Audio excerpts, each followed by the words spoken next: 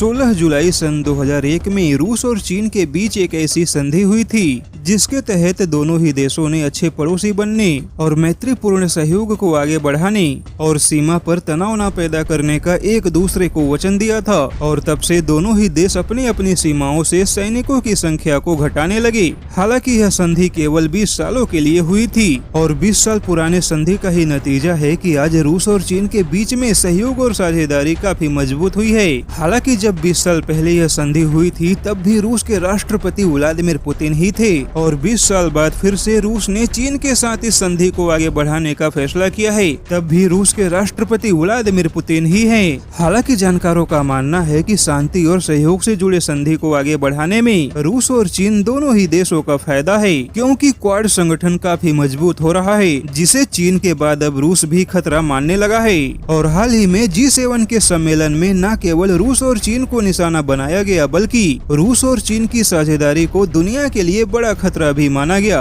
लेकिन think tank CSIS के जानकारों ने बड़ा दावा किया है कि 20 साल पुराने संधि में रूस और चीन ने अपने सहयोग और साझेदारी को मजबूत बनाया है, लेकिन अगले 20 सालों की संधि में रूस और चीन अपने सैन्य साझेदारी को मजबूत बनाने पर ध्यान देंगे, जिसमें हथियारों के आदान प्रदान और सैन्य गठबंधन का मुद्दा भी शामिल होगा। हालांकि चीन के राष्ट्रपति शी जिनपिंग ने व्लादिमीर पुतिन से कहा है कि दोनों ही देश मिलकर दुनिया में अच्छा माहौल बनाएंगे और दुनिया भर में सकारात्मक ऊर्जा का संचार करेंगे, जिससे कि पूरी दुनिया को फायदा होगा। लेकिन बड़ा सवाल यह है कि शी जिनपिंग की नजर में सकारात्मक ऊर्जा की परिभाषा क्या है, क्योंकि चीन जिस तरह से तानाशाही दिखा रहा है और अपने विस्तारवाद नीतियों को आगे बढ़ाना चाहता है, इससे दुनिया में सकारात्मक ऊर्जा का संचार तो नहीं हो रहा है लेकिन युद्ध का माहौल बनता जा रहा है। हालांकि हैरानी वाली बात यह है कि जब वर्चुअल कार्यक्रम के माध्यम से रूस और चीन के बीच में संधि को आगे बढ़ाने पर सहमति जताई जा रही थी, तब उस समय व्लादिमीर पुतिन शी जिनपिंग के हाँ में हाँ मिलाते दिखे